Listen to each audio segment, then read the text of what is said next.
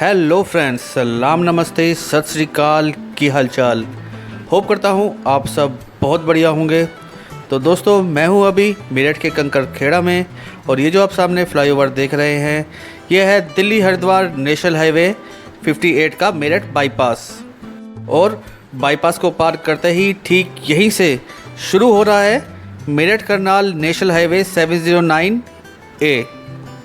तो दोस्तों, वीडियो को स्किप मत कीजिएगा और लास्ट तक देखिएगा, क्योंकि आज के व्लॉग में हम ट्रैवल करने वाले हैं यहाँ से शामली तक और लेने वाले हैं अपडेट इस हाईवे पर चल रहे 4 लेनिंग कंस्ट्रक्शन वर्क का। और साथ ही देखेंगे कि कितना काम इस हाईवे पर अब तक हो चुका है और कितना काम बाकी है। और साथ ही अगर आप मेरे चैनल पर नए हैं या अभी तक मेरे चैनल को सब्सक्राइब नहीं किया है तो प्लीज़ चैनल को सब्सक्राइब कर दीजिए और साथ ही प्रेस कर दीजिए बेल आइकन को, ताकि मेरे आने वाली हर वीडियो की नोटिफिकेशन आप तक पहुंच सके। क्योंकि मैं ऐसे ही ट्रैवल करता रहूँगा और लाता रहूँगा आपके लिए न्यू हाईवेज़ और एक्सप्रेसवे के ऐसे ही अपडेट। तो बात करते हैं इस हाईवे की। मेरठ के कंकर खेड़ा बाईपास जहाँ से ये हाईवे स्टार्ट हो रहा है, वहाँ से करनाल की जो दूरी है वो है 101 किलोमीटर। इसमें यूपी में इसका हिस्सा आता है 84 किलोमीटर, और उसके बाद यूपी हरियाणा बॉर्डर में 1 किलोमीटर लंबा यमुना नदी में बना पुल, और बाकी का हिस्सा हरियाणा में पड़ता है।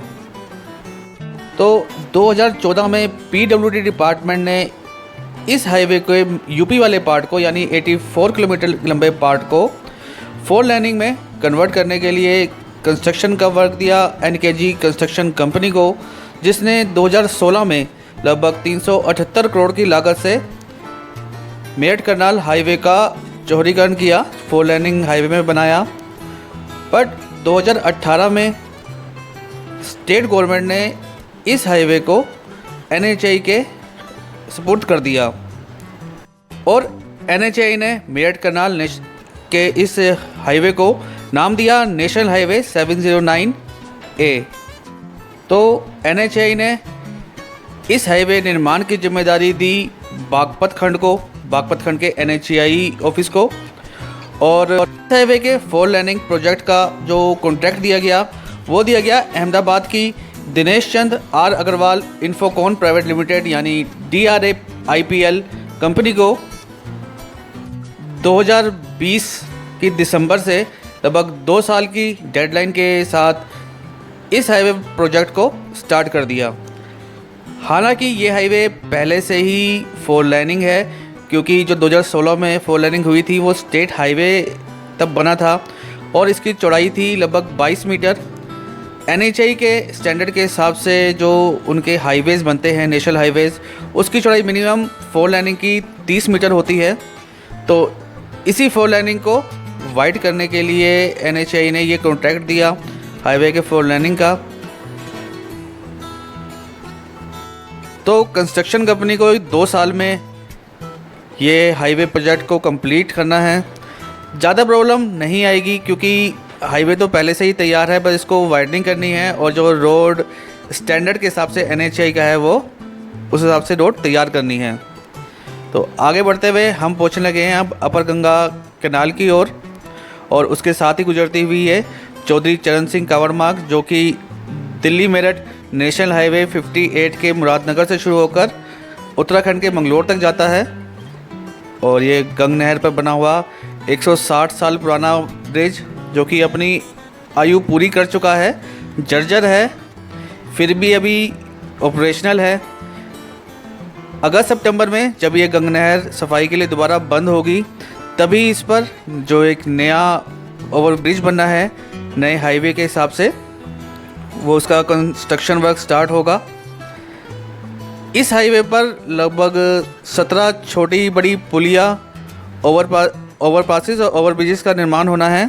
इसके अलावा एक रेलवे ओवरब्रिज और यमुना नदी पर एक 2 लेन का पुल का भी निर्माण होना है इसी प्रोजेक्ट के अंडर में। और ये हम पहुँचे हैं नानू गांव, और गांव के अंदर तो अभी कोई भी काम होता हुआ दिखाई नहीं दे रहा है। काफ़ी कंजस्टेड ये गांव है, काफ़ी बड़ा गांव है, और काफ़ी तोड़फोड़ यहाँ पे करनी होगी। सड़क को वाइड करने के लिए, क्योंकि पहले तो स्टेट हाईवे था।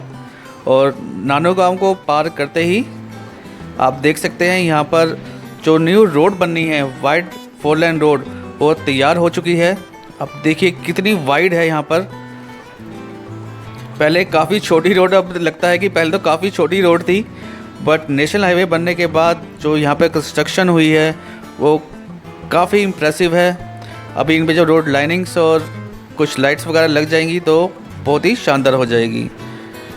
और नानो गांव पार करते ही यहाँ देखेंगे आप काफ़ी चौड़ी जगह है। जी हाँ, अभी तक ये स्टेट हाईवे था तो यहाँ पर ये टोल टैक्स नहीं लगता था, बट अब ये नेशनल हाईवे बनने के बाद इस हाईवे पर भी टोल टैक्स लगेगा। और यहाँ हम पहुँचे हैं भूनी चौराहे पे।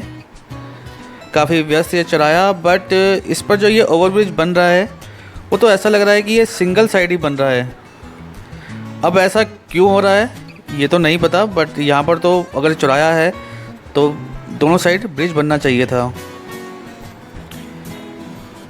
और आगे रोड वाइडनिंग के लिए आप सब देख सकते हैं रोड सफाई कर दी गई है, बस इस पर मटेरियल डाल के रोड बनाई जाएगी। और एक घुमावदार रोड, और काम तो यहाँ पर भी होता हुआ नहीं दिखा। और हम पहुँचे अब हिंडन नदी पे बने ओवरब्रिज पर। ये 2 लेन ब्रिज है और लेफ़्ट साइड में एक 2 लेन ब्रिज का निर्माण और किया जाना है, जिसके लिए पिलर्स बन चुके हैं और उन पर जो टी शेप टॉप बनता है वो भी तैयार है।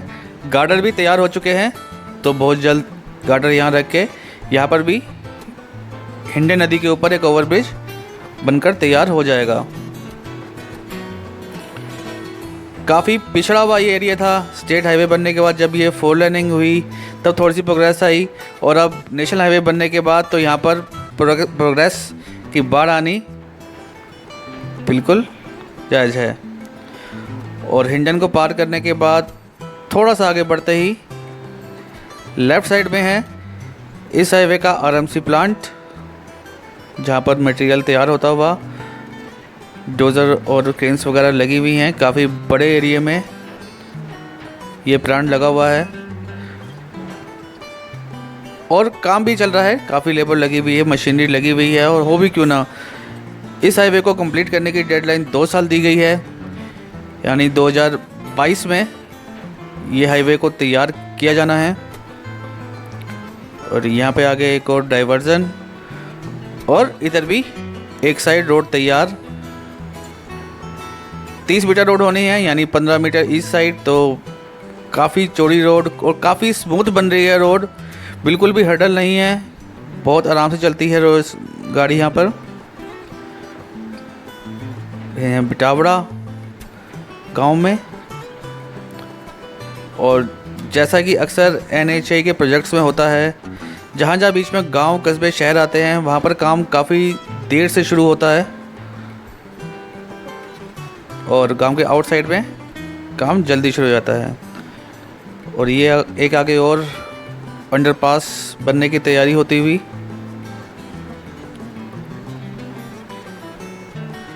ये है बाय वाला चौराहा। गाँवों के कंट्री साइड रोड इसे कह सकते हैं, चौराहा कह सकते हैं। लेफ़्ट जाएंगे तो आप बड़ौद भी जा सकते हैं, और यहीं से अगर राइट जाएंगे तो आप बुराना की ओर गाँवों से होते हुए आप जा सकते हैं। काफ़ी काम यहाँ पर भी अंडरपास का हो चुका है, बस अब कनेक्टिंग रोड का काम ही यहाँ पर बचा है।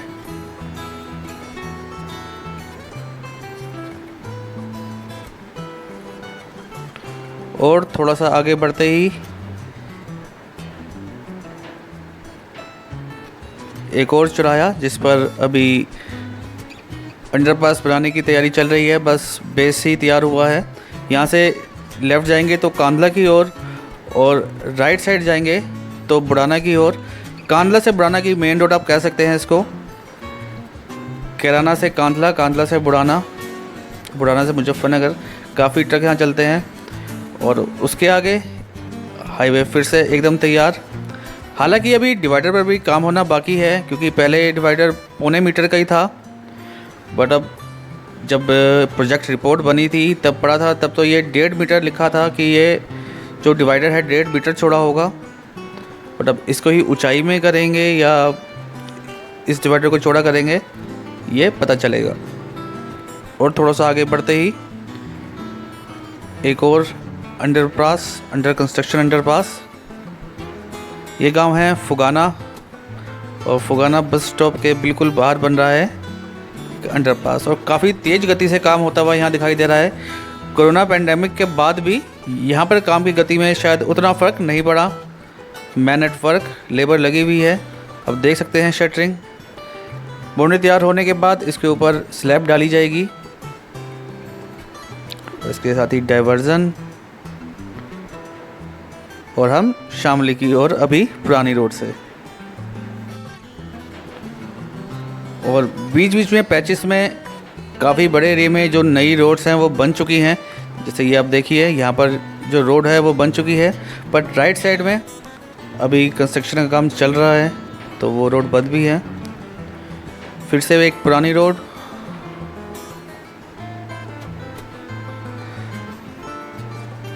अभी आप यहाँ चौड़ाई देखिए कितनी सी चौड़ाई रह गई थी, और रोड की क्वालिटी स्टेट हाईवे था, बट अब जो न्यू रोड बन रही है वो NHAI के स्टैंडर्ड के हिसाब से ही बन रही है।